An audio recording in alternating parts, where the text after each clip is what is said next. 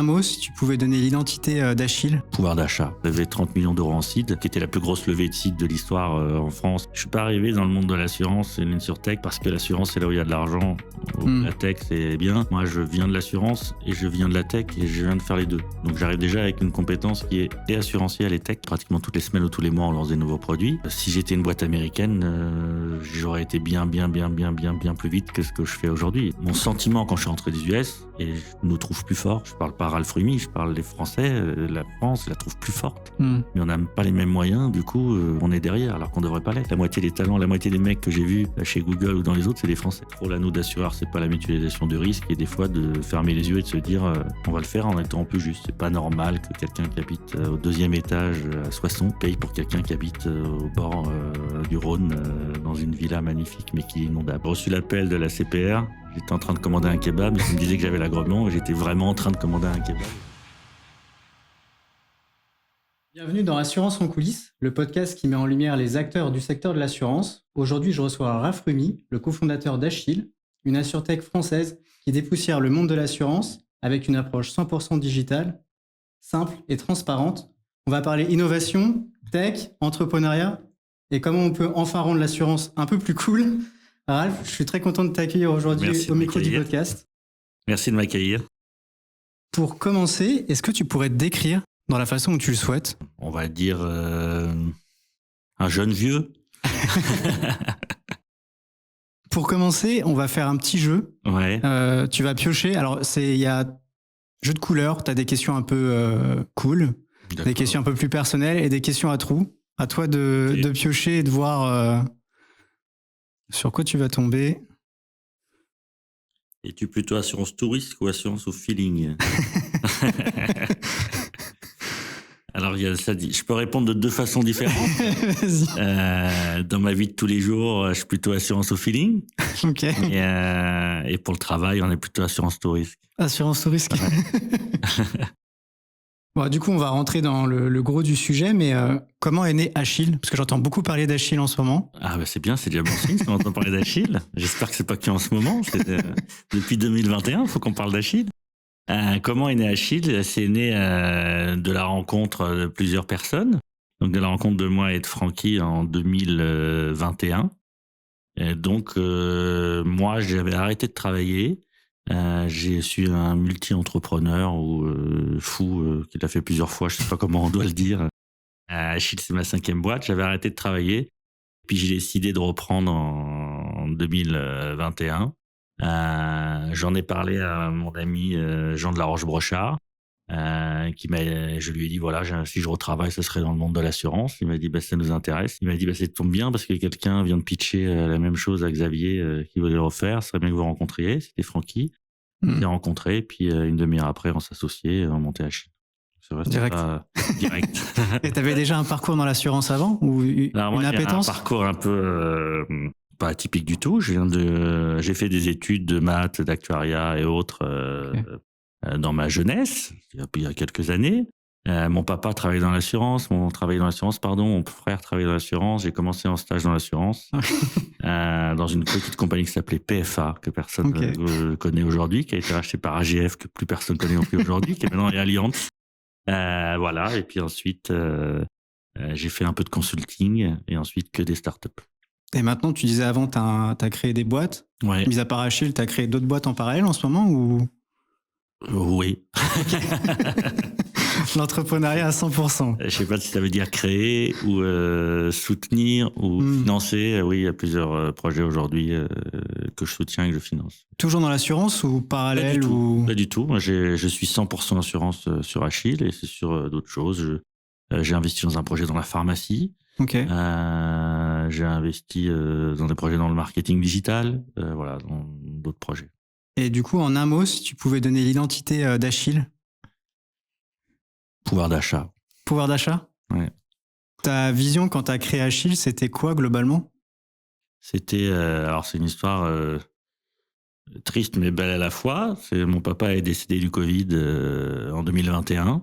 Il a travaillé toute sa vie comme un chien, je peux pas l'expression, en étant tout en bas de l'échelle de l'assurance. J'ai envie de le rendre fier et je voulais me faire ce qu'il y a de plus haut, c'est-à-dire une compagnie d'assurance. J'en avais assez que quand je mettais le petit mot, je sais pas si ça se fait encore, mais à l'époque, on devait dire ce que font nos parents à l'école. Je mettais mon petit mot assureur et tout le monde disait c'est un voleur, c'est un voleur. J'avais envie de montrer que c'était pas ça. C'est vrai qu'on entend beaucoup cette image-là. Maintenant, je trouve que, bon, peut-être un peu moins avec les InsurTech un peu comme vous qui commencent un peu à démocratiser, avoir une vision un peu plus friendly ou qui parlent plus aux jeunes. Mais je trouve ça assez...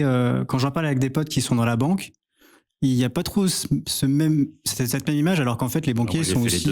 J'ai fait les deux. Et dans la banque et dans l'assurance, je dirais pas où va ma préférence et lesquels sont les voleurs, mais je pense que tu as compris.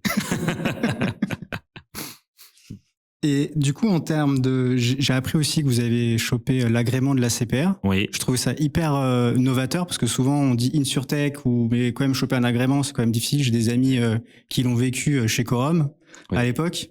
Ça s'est passé comment? Parce que du coup, il faut avoir des fonds propres, etc. Enfin, ça a été compliqué. Ouais. Tu te lèves un matin et tu dis tiens, je vais être compagnie d'assurance. Au départ, on se moque de toi, après on te prend pour un fou, et puis ensuite, il faut que tu déroules. Donc choper, je sais pas si c'est le mot, c'est 10 mois de travail à plein temps, du juridique, de la finance, de l'actuariat, il faut de l'argent. Donc on a eu cette chance. Comme on était multi-récidiviste et on avait fait des boîtes qui marchaient plutôt bien, les gens nous ont prêté de l'argent facilement. Donc on a levé 30 millions d'euros en seed, qui aujourd'hui, qui était la plus grosse levée de seed de l'histoire en France et qui aujourd'hui, je pense, n'arriverait plus. 30 millions d'euros en seed, c'est quand même beaucoup d'argent. Ouais. On a eu la chance de le lever rapidement et facilement. Et quand tu as 30 millions d'euros, des gens qui sont expérimentés, une vision claire, la CPR, tu fais un dossier et puis il le trouve sérieux. Et les levées de fonds, ça se passe comment du coup? C'est long? Du moment où tu as eu l'idée pour arriver à ces 30 millions, ça s'est passé... Alors je voudrais pas que les gens qui écoutent ça se disent tiens c'est simple, c'est facile. L'autre, voilà, moi c'était ma 5e boîte, ça avait déjà marché les autres fois. Il y a un petit track record que les gens ils te prêtent plus facilement de l'argent que si tu débarques, tu sors de l'école. Donc c'est pas la vraie vie. Je vais tout à fait être clair, ce qui s'est passé sur Achille, c'est pas la vraie vie. On a levé 30 millions en site, on n'avait même pas de deck, juste dire on va le faire et ça va marcher, ça paraît fou. Aujourd'hui ça l'est moins parce que ça a marché, mais ça paraît quand même un peu fou comme idée. Lever des fonds c'est pas facile, et puis ça dépend des périodes. Il y a des périodes où c'est très facile de lever des fonds, il y a des périodes où c'est moins facile.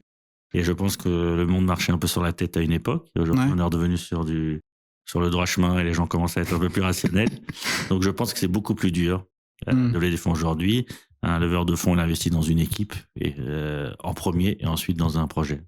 Et aujourd'hui, Achille, c'est combien de personnes? Achille, c'est 57 personnes en France et 67 au Maroc. Ok. Voilà, à Fès. À Fès, ok. Et du coup, moi j'avais une question quand même, c'est... réussir à se différencier en fait des assureurs traditionnels. Tu disais là un peu pour casser le marché, j'ai l'impression, avec des prix un peu plus attractifs. Comment du coup tu arrives à démocratiser un peu cette ambition-là avec des acteurs qui pèsent gros, lourd. Enfin, si tu mets AXA et Allianz, ils sont les premiers, quoi. Mais de réussir à se démarquer du secteur, sachant que je vois qu'il y a d'autres acteurs aussi qui se nomment un peu InsurTech qui veulent aussi démocratiser. Comment toi tu arrives à du coup... C'est pas facile, hein. Quand tu débarques dans un milieu où les gens ils sont là depuis une centaine d'années, ils ont à peu près 500 fois, voire 1000 fois plus d'argent que toi et des compétences et du monde et ainsi de suite. Donc comment tu te différencies? Je pense qu'une chose importante, je suis pas arrivé dans le monde de l'assurance et l'InsurTech parce que l'assurance c'est là où il y a de l'argent, la tech c'est bien. Moi je viens de l'assurance et je viens de la tech et je viens de faire les deux. Donc j'arrive déjà avec une compétence qui est et assurantielle et tech. Et une troisième compétence, pendant mon parcours, je faisais aussi de l'acquisition. Donc, on avait l'acquisition, l'assurance et la tech. Donc, ça différencie pas mal. La plupart des acteurs qui sont arrivés sur le marché aujourd'hui, ils étaient soit assurance, ils se sont dit, je vais faire un peu de tech, soit tech, je vais faire un peu d'assurance. Il n'y en avait pas vraiment qui connaissaient les deux. Donc, c'était vraiment une grosse truc différenciante pour que ça marche. Ensuite, utiliser la techno. On est très techno, très IA. On fait 210 millions d'euros de chiffre. On a fait 200 et quelques millions d'euros de chiffre en 2024. Et je t'annonce 57 personnes en France. Et le service client, ce que les gens ne comptent pas d'habitude. Donc, on veut considérer qu'on est 57 personnes. Une compagnie traditionnelle, il serait 400 ou 500. Donc, comment je fais pour être moins cher? Je viens de te donner la réponse. Grâce à la tech et l'IA. Et l'IA, j'ai des charges fixes qui sont beaucoup moins importantes. Aussi, une chose qu'il faut aussi ajouter, parce que c'est important, le legacy, c'est-à-dire que les compagnies d'assurance, ils ont le plus souvent acheté d'autres compagnies, ils ont des systèmes d'information qui sont vieillissants, dans lesquels ils ont dû faire des briques, ils ont dû raccrocher des groupes entre eux, et ainsi de suite. Moi, j'arrive, c'est simple, hein, je fais tout from scratch, donc c'est beaucoup plus facile. Et maintenant, toi, en termes de business, vous êtes plus B2B, B2C? Alors, on est les deux. 50% de notre nombre de contrats, il est B2C, c'est-à-dire qu'il vient du site achille.com, sur lequel on a 6 produits.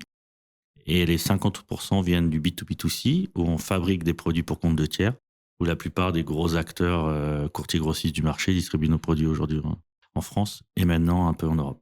Un peu en Europe. Et j'ai vu récemment, j'ai vu un article dans News Assurance Pro, oui. Vous aviez lancé la RC Pro.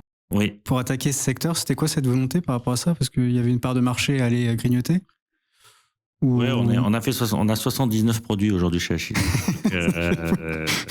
On ne parle que de ceux qu'on lance dans la partie B2C. Donc ça, c'est ceux qu'on voit qui sont visibles, mais on en lance pratiquement toutes les semaines, si ce n'est tous les jours. Non, j'exagère, mais pratiquement toutes les semaines ou tous les mois, on lance des nouveaux produits qu'on distribue pour le compte de tiers. Là, c'est des produits qu'on lance en B2C, donc il y a un peu plus de communication en B2C. Pourquoi on fait ça? On avait beaucoup de clients à nous qui étaient des TNS ou qui étaient des travailleurs indépendants. Et comme ils étaient très satisfaits de nos produits en habitation, en santé, en chien-chat, en auto et autres, ils nous disent est-ce que vous faites les pros 1 fois, 2 fois, 3 fois? Puis comme moi, je suis quelqu'un qui écoute mes clients, s'il me dit 3 fois est-ce que vous le faites, finalement on le fait. c'est logique. C'est logique. Je sais pas c'est pas plus compliqué que ça. Et votre produit un peu best-seller, c'est quoi en ce moment? Alors, notre produit best-seller en B2C, parce qu'on en a en fonction, c'est l'habitation. Donc, l'assurance habitation, c'est entre 350 et 500 contrats à jour. C'est énorme. Full digital, 70% de ceux-là se font full digital sans qu'on intervienne. Et dans 30% des cas, on a un plateau téléphonique qui rappelle les gens pour les conseiller, leur dire vous n'avez pas souscrit, est-ce qu'on peut vous aider? On n'appelle pas ça des vendeurs, mais plutôt des conseillers. Et notre produit phare en B2B2C, c'est la santé. La santé? Oui. Moi, j'avais des amis qui m'ont parlé, mais eux, ils avaient souscrit l'auto. Bon, après, voilà. L'auto, c'est l'un des seuls produits où on est courtier, on n'est pas sûr. Ok, d'accord. Tu vois, en plus. Donc, si c'est pas bien, c'est pas de notre faute. Et tu me dis que tu arrives à lancer des produits quasiment toutes les semaines. Tout ça, c'est grâce au 100% digital, pour le coup, et la plateforme que vous avez? On va être honnête. Tout ça, c'est 100% parce qu'il y a des gens derrière qui bossent comme des tarés. En premier lieu. De gens qui sont très investis et qui bossent dur. Et les outils sont un moyen de leur permettre de travailler comme des tarés. Mais voilà, on a un exemple. Quand on a au début, quand on recrutait des gens qui venaient du monde de l'assurance. Ils nous prenaient pour des extraterrestres. Et quand on leur disait, moi je veux ça pour demain, ils te disaient, non, moi c'est dans 1 an que tu auras ça. Et du coup, on a dû un peu se faire attention de comment recruter différemment. Mais oui, c'est d'abord une volonté, se dire j'ai pas peur d'y aller, et ensuite on te donne les outils et les moyens pour le faire. Et du coup, les personnes qui passent de grands groupes d'assureurs et qui arrivent chez Achille, y a un mindset du coup qui il y en a presque vrille. Il y en a presque plus. Ok. On a au départ recruté pas mal de jeunes, plutôt des N-4, N-3, qu'on a mis en directeur et autres. Et on a une équipe formidable de gens qui... on a la moyenne d'âge de nos directeurs, ça doit être 31 ans ou même pas. On a des fonctions clés qui ont 30 ans. Voilà, c'est un peu différent des autres compagnies. On privilégie énormément la promotion interne. On va très rarement chercher, même jamais chercher un directeur à l'extérieur pour dire tiens, nous ça fait 4 ans que les mecs travaillent comme des chiens, on va leur prendre un mec qui va arriver, qui va leur dire je suis ton patron. Ça va pas passer de toute façon. Voilà, donc vraiment beaucoup de promotion interne. On a des gens qui sont là depuis longtemps, qui bossent dur et on les en remercie que pas par. C'est pas que l'argent, c'est pas que le poste, c'est aussi tout ce qui va avec. Et tu me parlais un peu de chiffres au niveau du nombre de personnel, mais aujourd'hui, en termes de chiffres clés, clients, croissance, c'est combien à peu près ça représente? Alors, on a fait 200 et quelques mille, 207 millions en 2024. On est à peu près à 850 000 contrats. On devrait faire entre 230 et 250 millions en 2025. On a fait 3 millions de résultats l'année dernière. Ah ouais. C'est une chose importante. Les sociétés comme les nôtres, on attend leur rentabilité ça se compte en siècles pour certains. Nous, on a été rentable au bout du 13e mois. Ah ouais. Voilà.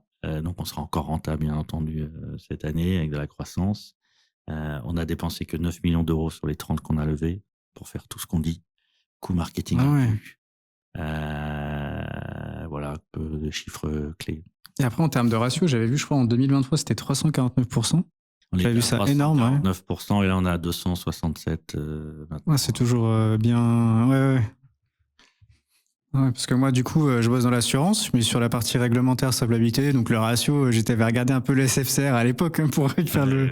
J'avais vu 300, je dirais ouais, quand même, c'est pas mal, parce que souvent les assureurs sont plus des fois au bout de 200, 250. Alors, l'avantage d'être réglementé comme nous, c'est qu'on a le SFCR, donc je peux pas vous raconter de bobard. Tout ce qu'on te dit, c'est marqué dans le dossier, dans le rapport que j'ai l'obligation de déposer tous les ans au bas de la page de mon site internet. Et on est contrôlé très régulièrement. Oui, ça, bah oui, la CPR est quand même. Et j'ai lu aussi que tu avais fait des beaux partenariats. Tu dis que tu avais du B2C qui est un peu il y avait du B2B avec Ornicar, et j'ai vu aussi Conforama en Espagne et au Portugal. Ouais. Donc en fait, aujourd'hui, tous les extensions de garantie que tu fais quand tu vas t'acheter une télé, un meuble ou autre, en Espagne ou au Portugal chez Conforama, c'est Achille qui est derrière. Et on le fait. On est en train de lancer avec plein d'autres marques de meubles en Espagne et au Portugal, meubles ou électroménagers. Et Ornicar, c'est un partenariat qu'on a fait avec eux maintenant il y a 1 an et demi ou 2 ans maintenant. On leur a mis notre produit de MRH, multirisque habitation, en marque blanche. Et Ornicar. Et ça, par rapport à tout ce qui est assurance affinitaire, du coup, il y a un vrai business pour toi par rapport à ça ou... Ouais, il y a un business partout. Tu sais faire un produit, tu as de la tech pour le développer, les gens en ont besoin, on sera là. Donc, on fait aussi bien de la multirisque immeuble à 100 millions pour l'immeuble que de l'audioprothèse ou du casse-vol téléphone mobile ou de la garantie perte pécuniaire pour Conforama. Et ça, ces partenariats, c'est eux qui viennent vers vous, ils disent voilà, il y a quelque chose, ou c'est plutôt l'inverse? Alors, ça serait prétentieux de dire que ceux qui viennent vers nous, j'aimerais bien que Conforama, Darty, je vous lance un appel. Si vous voulez m'appeler, venir vers moi et que je vois un produit, je le prends. L'appel est lancé. L'appel est lancé, il y en a d'autres. Hein. C'est pas tout à fait comme ça. C'est un peu comme ça, mais pas tout à fait comme ça que ça marche. Alors, la chose importante, on a peut-être tort, faudra peut-être remédier, mais chez Achille, il y a 0 commerciaux. Ok, ah ouais.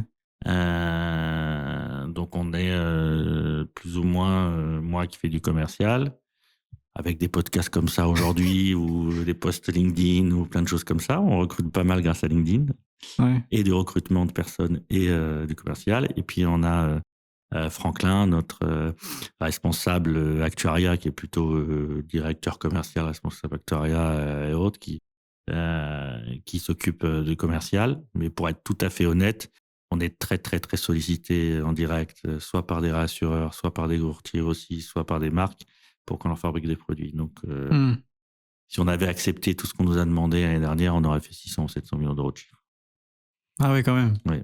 Ça veut dire que là, la pente, elle peut que monter, en fin de compte. Là, Après, ça ne veut pas dire que c'était du bon chiffre et qu'on existera encore. Donc, si on existe encore et on est rentable et les choses se passent bien, c'est qu'il faut savoir des fois refuser des contrats qui sont gagnants que d'un côté et pas de l'autre. Et moi, je dis toujours, pour que ça marche, il faut que les deux soient gagnants. Et là, du coup, Conforama, Ornicar, les deux étaient gagnants dans le... Dans tout ça, tout ce qu'on fait aujourd'hui, c'est que les deux soient gagnants. Et là, aujourd'hui, vous êtes principalement en France, c'est ça? Alors, on est 95%, voire plus de notre chiffre est en France. Maintenant, on a lancé l'Espagne, le Portugal.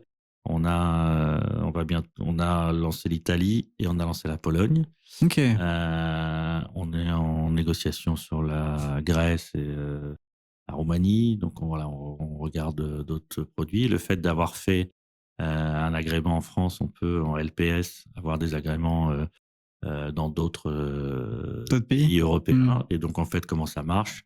quand on a une opportunité, un courtier local nous dit tiens, on aimerait faire ça, est-ce que tu peux faire? On regarde et on fait. Ok, si on peut. Si on veut. Si on peut. Mais du coup, ça veut dire que pour toi, du coup, tu penses vraiment développer aussi, je dirais pas l'international, parce que là, on reste en Europe, mais après, au-delà de l'Europe, où tu ambitionnes un jour de te dire, vas-y. Tu vois, c'est d'actualité dans dimanche soir, c'est-à-dire, je sais pas, si on est en direct.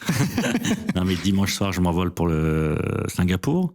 Ok. J'ai rencontré des réassureurs, des assureurs, des courtiers et des retailers asiatiques. Et Ok. pourquoi pas regarder comment ça marche là-bas et voir ce qu'on pourrait faire. J'étais aux US il y a pas longtemps, où j'ai aussi J'ai vu voir comment ça a marché un peu sur là-bas. LinkedIn. Oui, pourquoi pas. Et puis moi, je suis très franco-français et fier de ce qu'on fait en France, mais c'est quand même pas mal d'aller voir ce qui se passe ailleurs.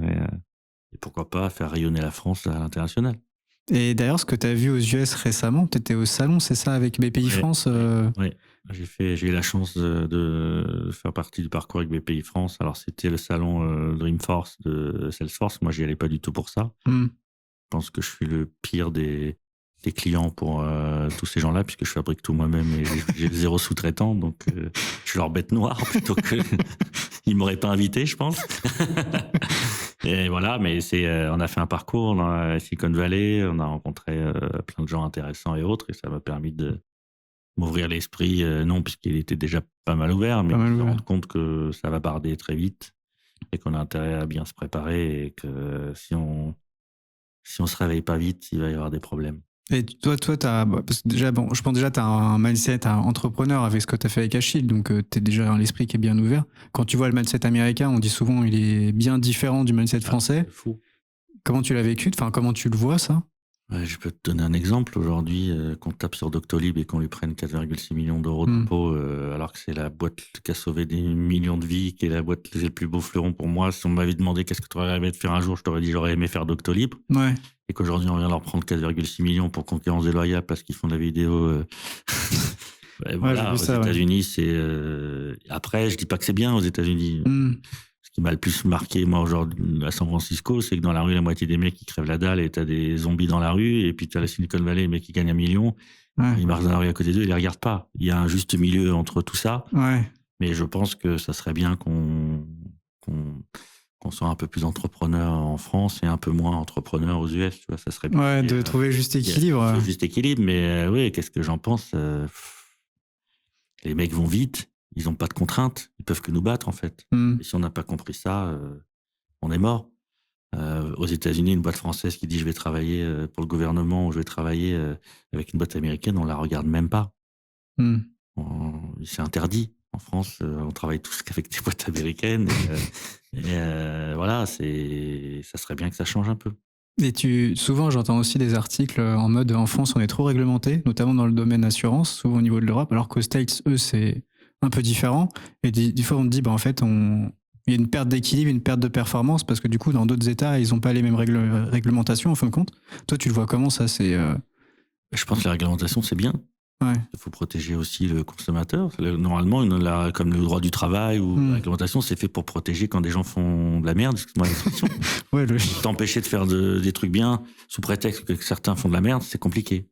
Et donc, ça serait bien qu'on fasse attention à tout ça, qu'on soit un peu plus libre de faire ce qu'on veut.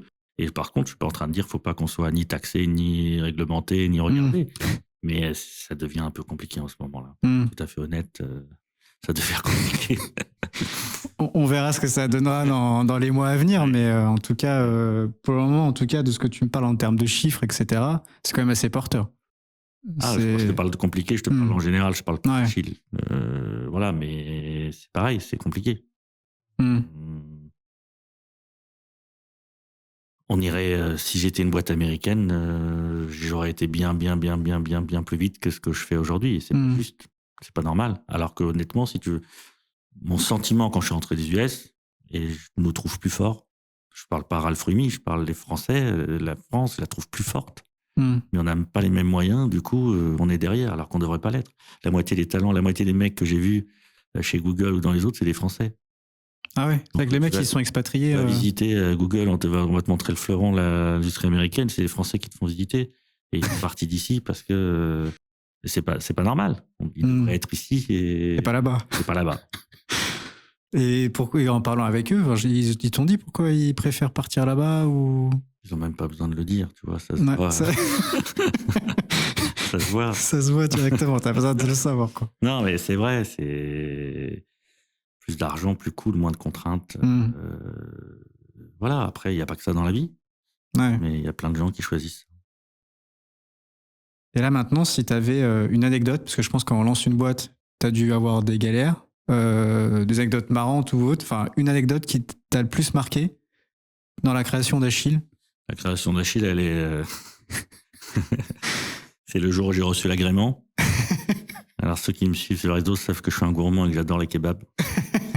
Et j'ai reçu l'appel de la CPR. J'étais en train de commander un kebab. Ils me disaient que j'avais l'agrément. Et j'étais vraiment en train de commander un kebab. Et je me dis, je dois être la seule personne au monde qui a reçu un agrément aussi important dans un kebab en train de choisir sa sauce. Donc, ça m'a fait un peu rire. Du coup, c'était quoi la sauce? Samouraï Non, c'est pas samouraï.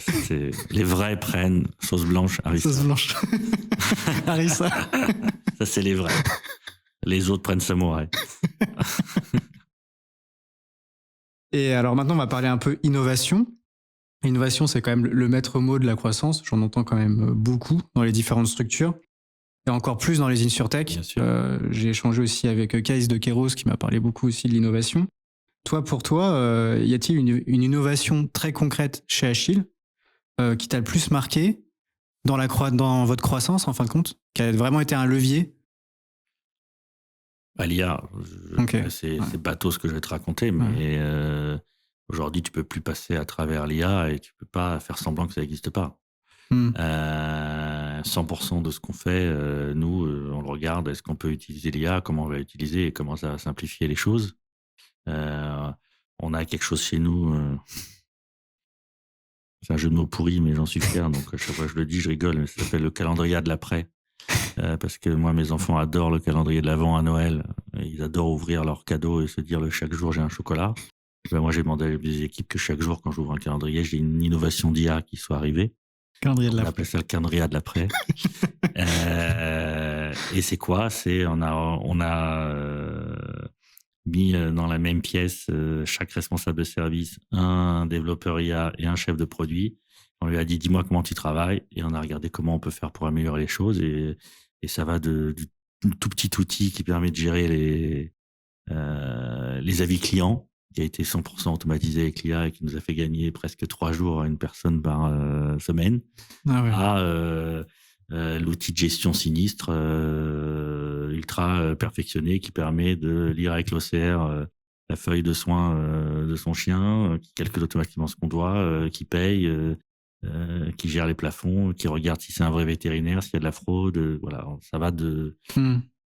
On en utilise beaucoup. Et un outil en B2B2C très important qu'on appelle Dimeter, qui nous permet de s'assurer que le bordereau est reçu par les courtiers, et ce qui nous permet de calculer ce qu'on doit au réassureur ou ce que les courtiers nous doivent.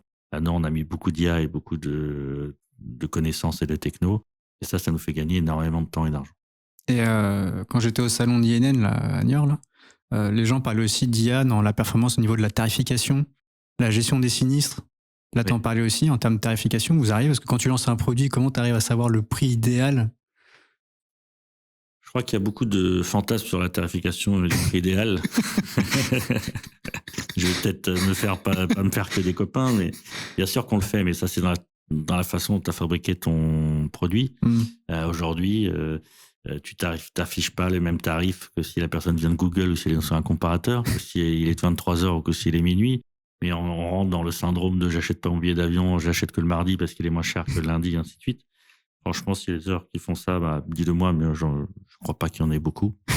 Mais oui, tu peux, en fonction du profil, en fonction de... En fait, là où on est schizophrène, c'est qu'en assurance, tu as toute la data qu'il faut, mais on n'a pas forcément le droit de vraiment l'utiliser. Si aujourd'hui en France, je prenais la data que j'avais sur les zones sinistrées, les inondations, les tempêtes, les grêles, ainsi de suite, je serais obligé de plus faire la mutualisation du risque et de dire toi je te prends, toi je te prends pas, et on devrait me taper dessus en me disant pourquoi tu le fais. Donc on a tous les moyens de dire je tarifie exactement comme je peux, mais on le fait pas forcément parce que est-ce que j'ai droit, est-ce que j'ai pas droit, est-ce que c'est juste, est-ce que c'est pas juste.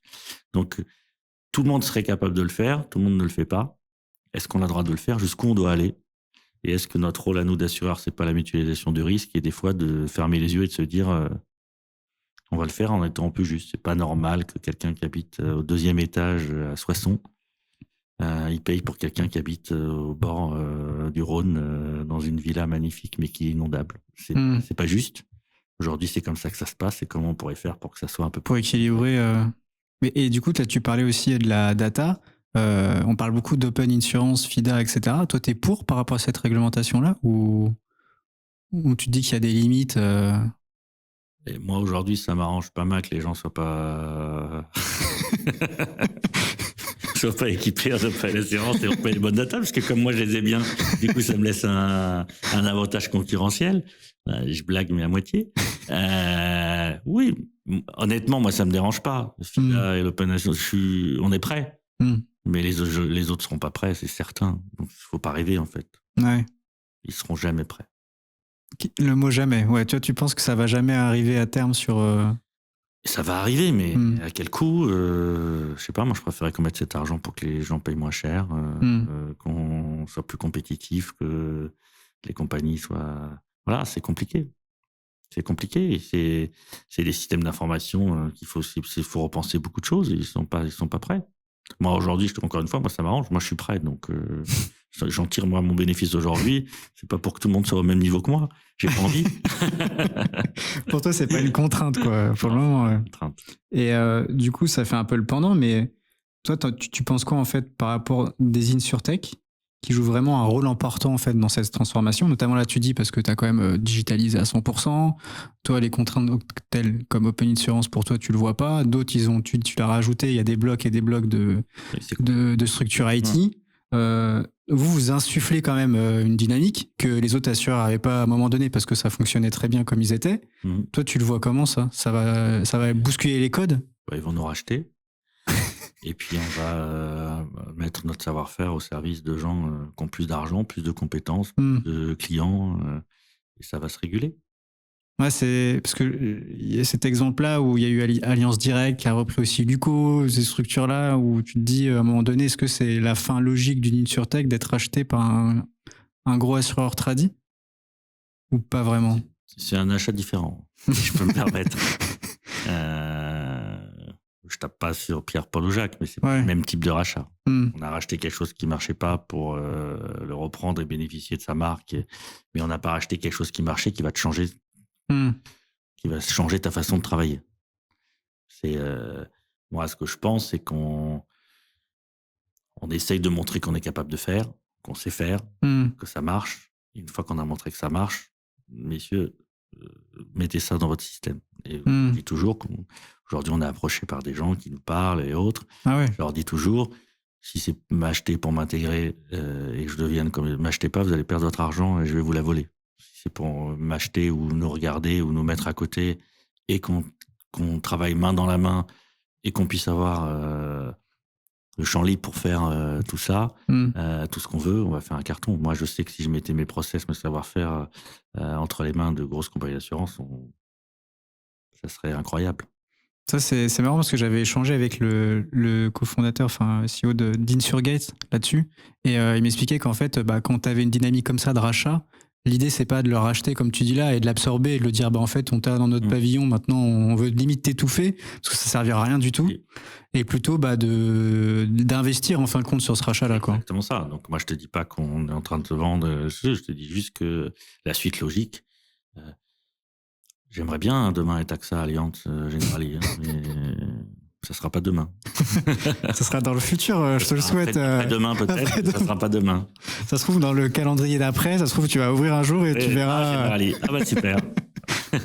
Après, 800 000 clients, si tu regardes, en 4 ans, c'est énorme. C'est vrai, ouais.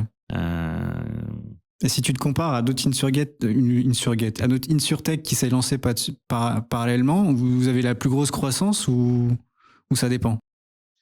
Alors, je regarde jamais les autres. Ok. Pas parce que je me la raconte ou autre, mais mon papa me dit toujours, tu regardes jamais l'assiette du voisin. C'est quelque chose que je tiens. Je devrais. Il y a plein de gens il y a plusieurs façons de manager sa boîte. Regardez ce que font les autres. Benchmark. Voilà, moi, je suis pas là-dessus. Mais je pense qu'on a la plus forte croissance aujourd'hui sur tech. Et on est, je pense, les seuls à faire et du B2C et du B2B2C. Je pense qu'on est les seuls, je pense pas, certains, on est les seuls à savoir aussi bien vendre en direct que de fabriquer les produits pour compte de tiers. Et comme tu dis que tu es le seul, ou du coup tu es le plus performant, tu aurais un conseil à donner à quelqu'un qui veut se lancer un jour dans la fintech, ou même à lancer un jour une InsurTech? Quel conseil tu lui donnerais? Qu'il attende que moi j'ai terminé.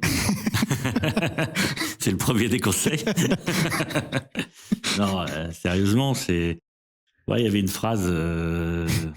Bon, je me rappelle plus de l'ordre, donc ça se trouve, elle sera pourrie ma phrase que je dis, mais c'était laisser faire la pensée, Bouygues l'a fait. Si j'ai un conseil, moi, tous les jours, j'ai des mecs qui me voir, Ralph, moi je ferais ci, je fais ça, bah fais. C'est tout. Ouais. Au bout d'un moment, arrête de dire je vais faire et fais. Et justement, ça me fait rebondir sur l'IA et autres. Moi, j'ai plein de salariés chez nous qui me disent, ah mais Ralph, ce week-end, j'ai utilisé l'IA pour faire ça. Ok, mais pour Achille, t'as fait quoi? Arrête de me dire que tu l'as utilisé. Qu'est-ce que, concrètement, dans ton taf, comment tu le fais? En fait, aujourd'hui, il y a un gros décalage entre ce que les gens savent faire avec l'IA à titre perso et ce qu'ils font dans leur entreprise. Et ben, c'est dans l'entrepreneuriat, c'est la même chose, en fait. Les mecs, ils ont plein d'idées, trucs, mais ils y vont pas. Donc, les seuls conseils que je peux donner, parce que je suis qui pour donner conseils autres que ça, c'est, gars, si t'as une idée, vas-y. Mais arrête de regarder le plafond et de te dire, je le ferai. Ok. Tu vois, j'adore le foot, j'étais au stade samedi dernier pour un match de foot et le voisin il était en train de raconter, tu te rends compte, j'ai failli acheter NVIA et puis non, j'ai failli acheter, les mecs sont toujours dans le passé, j'aurais dû acheter, mais oui c'est facile, une fois que tout est passé, tu aurais dû le faire. Si tu l'avais fait, je t'aurais dit t'es fort, mais de me dire j'aurais pu, tout le monde sait qu'NVIA ça vaut tant et que ça ne fait rien avant. Voilà, donc je pense que c'est aussi un mal français, on a peur d'y aller. Je pense qu'aux US ou dans d'autres pays, ils y vont et ils se posent pas de questions. Un peu comme le Bitcoin. Voilà. J'ai pas pris le chemin du Bitcoin. Je suis le premier à avoir pensé que c'était de la merde le Bitcoin, il fallait pas y aller. Aujourd'hui, je dis pas, je me tue. J'aurais dû y aller. Non, je me dis même pas j'aurais dû y aller parce que je pensais que c'était nul à l'époque et je suis pas le seul à avoir pensé que c'était bidon à l'époque. Et ben les gens qui ont eu le courage d'y aller, tant mieux pour eux. Et ceux qui l'ont pas fait, ils ont fait autre chose. Mais voilà, je pense qu'il faut pas avoir peur de tomber et il faut y aller. Et ben là, tu parlais un peu de foot, mais si ton métier devait pas être assureur, mais devait être un sport, ça serait quoi du coup? Un sport. Un sport. Si ton métier devait être un sport. Le Krav Maga. Hein. Krav Maga? Ah ouais. C'est la guerre. Hein. T'en as déjà fait ou? Non, mais j'ai mon fils qui est à fond là-dessus. Krav Maga, j'avais un de mes collègues qui en faisait, respect, parce que c'est... Ouais. Moi, j'ai mon fils qui en fait beaucoup et c'est respect. Mais voilà, c'est celui qui me vient en tête.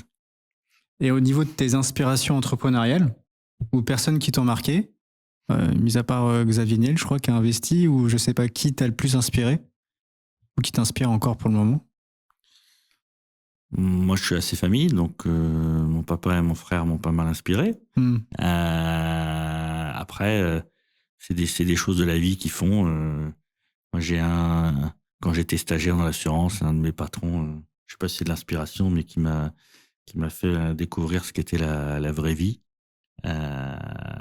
J'ai travaillé comme un fou sur un projet. Il a été le présenter en disant j'ai fait, sans jamais citer mon nom. À la fin de la réunion, je me suis énervé. J'ai dit, mais franchement, c'est dégueulasse, j'ai bossé. Et il m'a dit une phrase que j'oublierai jamais. Il me dit, si c'est moi qui t'ai demandé de le faire, c'est que c'est moi qui l'ai fait. Ok. Et je me suis dit, plus jamais, on me demandera de le faire, c'est moi qui demanderai de le faire. Et voilà, donc c'est des choses comme ça qui te paraissent rien, mais qui te marquent et qui te disent, il a raison. Du coup, j'avais un total respect. J'ai dit, t'as raison, c'est toi qui m'as demandé de le faire, donc c'est toi qui l'as fait. À moi de me battre et de faire en sorte que la prochaine fois, c'est moi qui demande de le faire. Et de le présenter, devant le directeur. Voilà. Après, je suis pas très groupie, moi. Je suis pas très lui il est bon, lui il est pas bon. Comme je te l'ai dit, je regarde pas trop ce qui se passe à l'extérieur. J'essaye moi, je travaille dur, beaucoup. Voilà, et je pense que la seule chose qui marche dans la vie, c'est le travail. On peut tout essayer, tout raconter. Il faut de la chance et du travail. Toi, tu penses que la persévérance, ça paye toujours? Enfin, de dire je travaille, je suis régulier, j'ai une stratégie? Je pense. Ouais.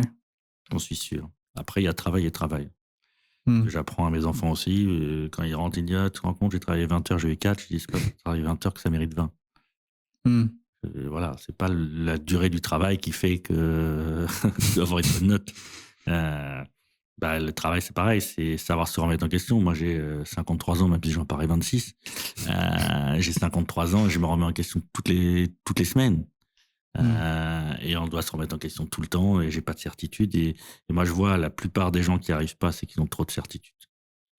Et donc, si tu travailles dur et tu te remets en question et tu n'as pas de certitude, tu dis, bah ouais, là, merde, j'ai déconné là, j'aurais pas dû faire ci, j'aurais pas dû faire ça. Et ben, je pense que ça ne fera que payer.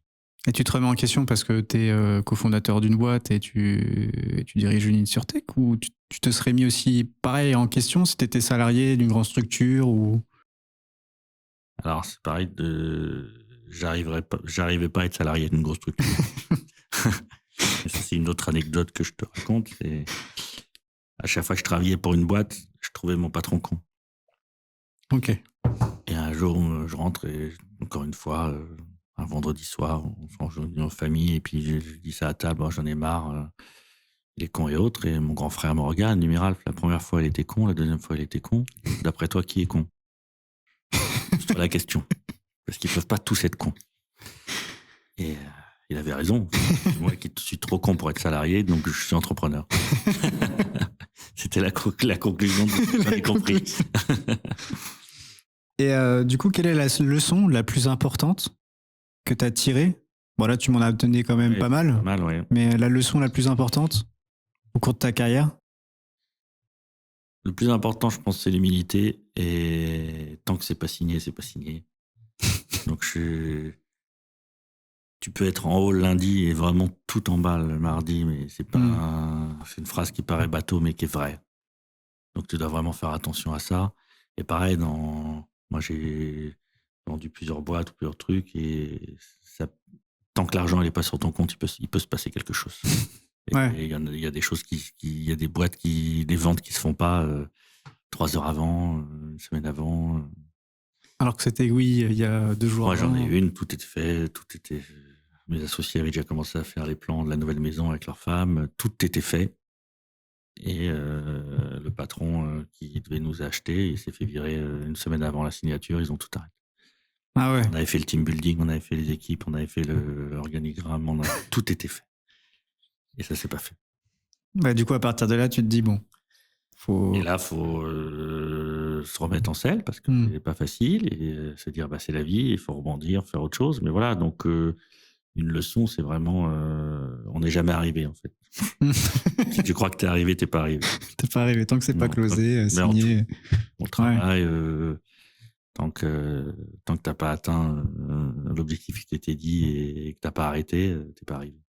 Et si t'avais une chanson qui pouvait représenter ton parcours professionnel ou même représenter Achille, ça serait quoi?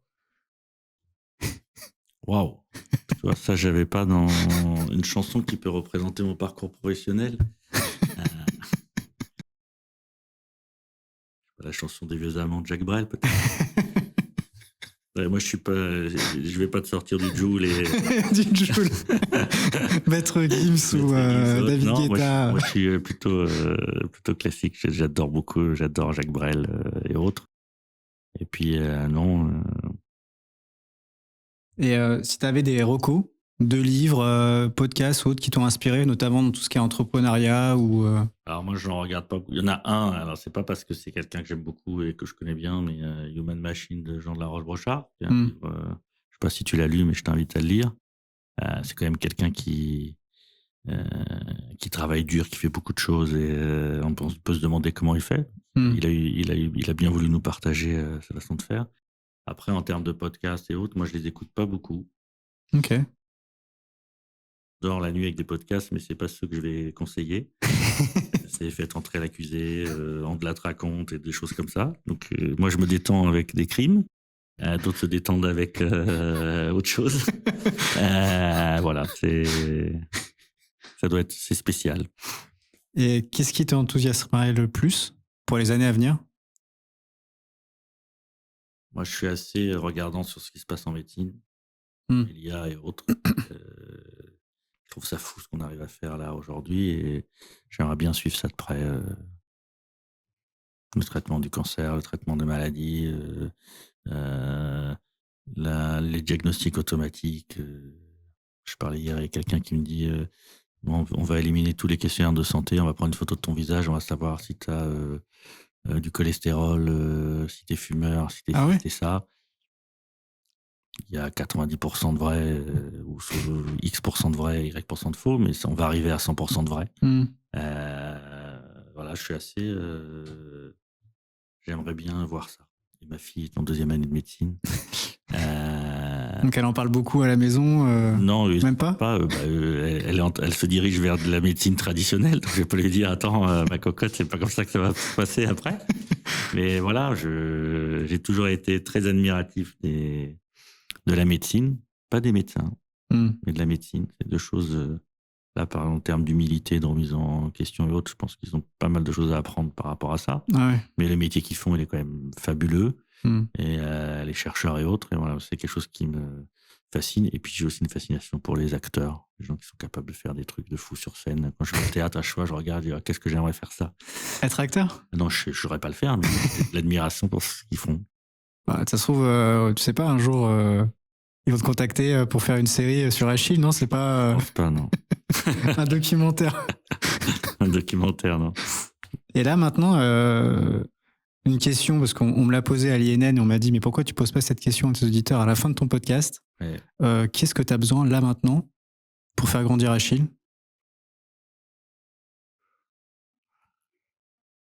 Qu'est-ce que j'ai besoin pour faire grandir Achille? Un peu de sérénité. J'aimerais bien que tout soit... On nous sort des taxes sur la santé, on nous sort des taxes sur le truc, on nous sort... Un jour, on peut aller à droite, un jour, il faut aller à gauche, c'est compliqué. De quoi on a besoin? D'avoir la santé pour pouvoir le faire. Parce que sans ça, tu peux rien faire. Et que l'équipe que j'ai aujourd'hui reste la même et qu'on fasse grandir les talents qu'on a en interne et que les nouveaux talents nous rejoignent pour avancer. Mais on a la chance, c'est entre nos mains pour que ça marche et que je ne suis pas dépendant d'autres personnes. Donc, je n'ai pas besoin que d'autres me disent ou m'apportent des choses. On a juste besoin de nous d'être meilleurs et de se développer mieux. Je ne sais pas si j'ai répondu à tes questions, mais... Si, j'ai... Et pour finir, tu me recommanderais qui comme invité au micro du podcast? Là, je pensais à quelqu'un quand j'étais sur mon site, sur mon scooter en arrivant, parce que c'est un peu à l'autre bout de la terre, pour être honnête, de venir ici. Moi, je pensais, dans le monde de la distribution et du courtier aussi, je pensais à Jérémy Sebag de SPV. Tu connais? Je connais pas. C'est quelqu'un qui a monté une boîte formidable, il y a des hauts, il y a des bas, il est vraiment très bon dans tout ce qui est la distribution et autres. C'est quelqu'un je pense que ça pourrait être quelqu'un intéressant pour ton podcast. En plus, la distribution, j'en ai pas vraiment parlé. C'est pour ça que j'ai regardé tes invités, il n'y avait pas de distributeur. Et voilà, je pense que ça serait quelqu'un d'intéressant. Merci beaucoup, en tout cas, pour l'échange. C'était cool et riche. Merci à toi d'être venu au micro du podcast. Merci beaucoup, merci pour l'invitation. Un grand merci d'avoir écouté l'épisode. J'espère qu'il t'aura plu. Pour me donner de la force, mets 5 étoiles ou un commentaire sur ta plateforme préférée et partage à ton entourage. Moi, je vous dis très bientôt dans un prochain épisode d'Assurance en coulisses.